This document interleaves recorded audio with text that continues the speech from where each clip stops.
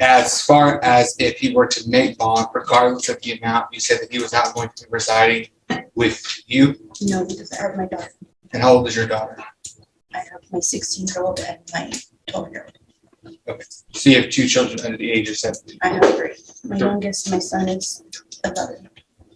You have 11, 12, and 16. Did I understand correctly? And they would be residing with you. I'll pass the list. Any further questions? No. All right, the court is calling CM number 097847, State of Texas versus John Anthony Ayala.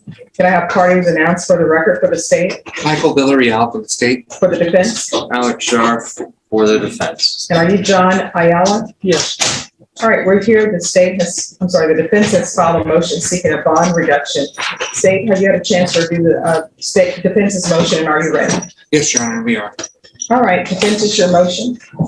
Thank you, Judge. Call Yvette Ayala as a witness. All right, Ms. Ayala.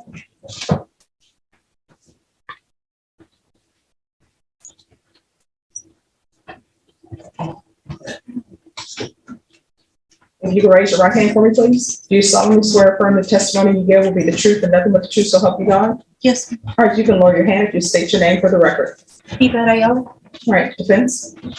Thank you, Your Honor. Ms. Ayala, where do you live? 151 Bangor. In San Antonio? Yes. All right. And are you working? Yes, sir. Okay. Where do you work? Commercial kitchen, parts and service. Okay. You married? No. Okay. And John is your son, is that correct? Yes. How old is he? 19. 18. Has no criminal record, is that correct? No, sir. Now, you know that he's charged with a continuous sexual abuse for minors, is that correct? Yes. Right. And that the bond is currently set at $150,000. Is that correct? That's what I heard. Okay. Now,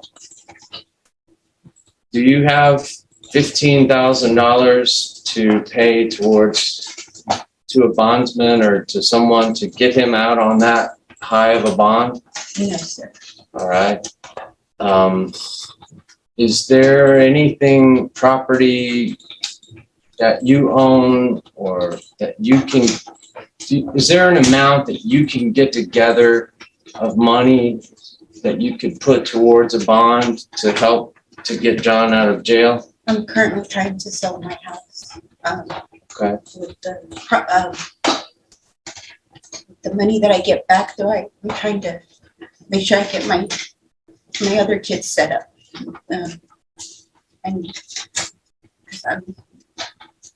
I don't have any more vacation time to take, so when I have doctor's appointments and stuff for here, I have to take an unpaid day off. So, but crunching the numbers and everything, I mean, I can do like 5,000.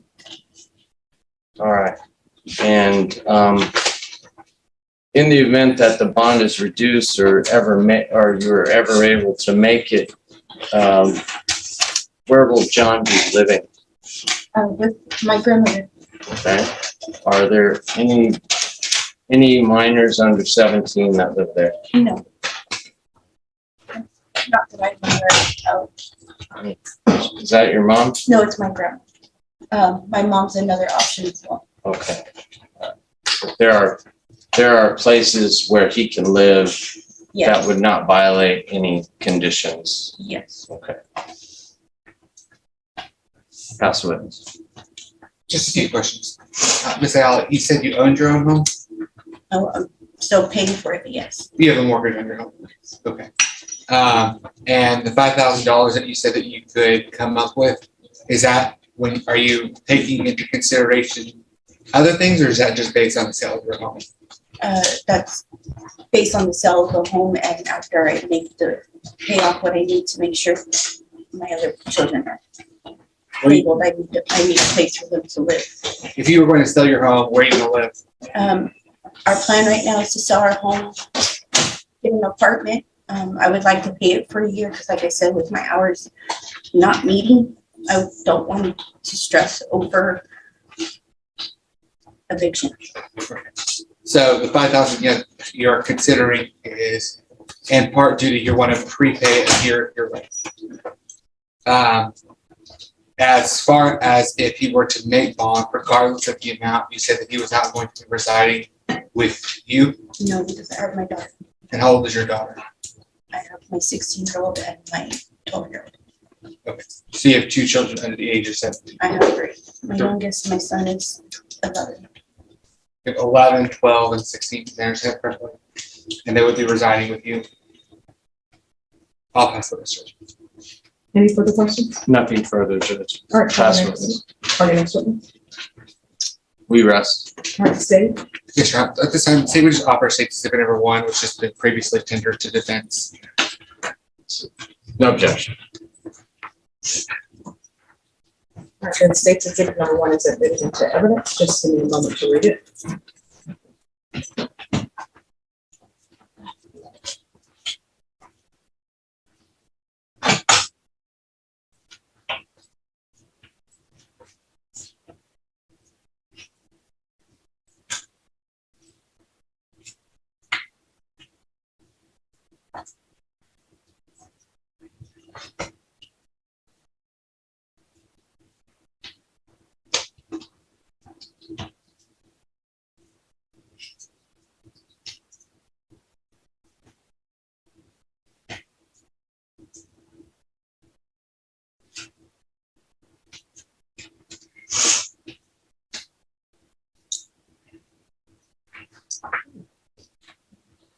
All right, the court will hear argument. Defense, it's your motion. Thank you, Judge. After reading the exhibit that the state tendered to you, I believe that most of the allegations happened or are alleged to have happened when Mr. Ayala was a juvenile.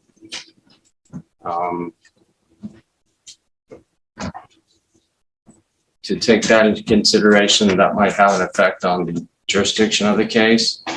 19 years old, no priors, has a safe place to stay. I understand the seriousness of the charge. But $150,000 bond, I mean, I've seen murder cases with less than that. Stabbing, shootings, all that kind of stuff. I would ask that you reduce the bond from $150,000 to $50,000. All right, State. Yes, Your Honor. I guess 2 things from the state's perspective. Number 1 is just the offense in and of itself, which the court is well aware of, and the seriousness of these allegations, and the defendant's own admission to committing these offenses.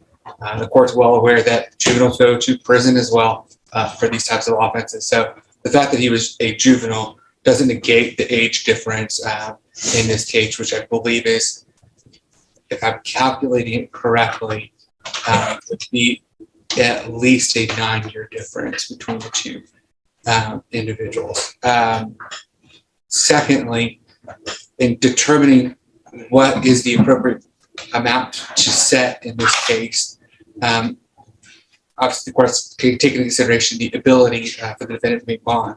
And so in this case, I don't believe that Ms. Ayala has demonstrated through, or the defense through Ms. Ayala has demonstrated the inability to pay, rather the inconvenience of being able to pay. She has other understandable uses and needs for that money, but prepaying a whole year of your rent, even assuming rent is $1,000 a month, that's $12,000 right there. And that's including, talking about her having to have at least 3 kids, and that would be pretty relatively safe to expect that'd be $12,000 right there. And so it's not the most convenient way for her to use her money, but obviously I don't think that should be taken into play what the court is going to consider. And so we're asking that the bond the writ be denied, that the bond is already appropriately set at an amount based on the nature of the offense, the specific allegations of this offense, and the lack of evidence to show that the defendant has the inability to make the bond as presently set. Defense, it's your motion, so you have final argument. Thank you, Judge. Ms. Ayala, told the court she doesn't have the money. She's in the process of selling her house. God knows when that will happen. Or how much it'll be. But clearly she doesn't have the money to make this bond right now. She's justified to that under oath. When and if the house gets sold, depending on what it gets sold for and all that, her son is still in jail. And he's been there for over a month, and it's his first offense, and he's been throwing up all morning. He spit out, and we think that realistic just bond can be formulated. I believe full house arrest has already been ordered as a condition of his bond, where you can lower the bond to $50,000 and protect and give protection to the community, to the alleged victim. And so we're gonna say that we did show that she cannot make the bond right now at this moment. All right. So this is what the court is going to do. The court is going to set the bond at $130,000, full GPS, waive fees, no contact with minors. Thank you, Judge. All right, are we ready on Stephanie Gomez? Stephanie Gomez? What makes this hearing so intense is that the courtroom wasn't just debating money, it was balancing public safety, family hardship, and the seriousness of allegations involving a child. The defense tried to paint a picture of a scared 19-year-old with no prior record, while prosecutors focused on the disturbing nature of the accusations and the age gap involved. In the end, the judge slightly reduced the bond but still kept strict conditions in place, showing the court was not willing to take risks. But here's the bigger question: should bond decisions focus more on a defendant's future, or the severity of the alleged crime itself?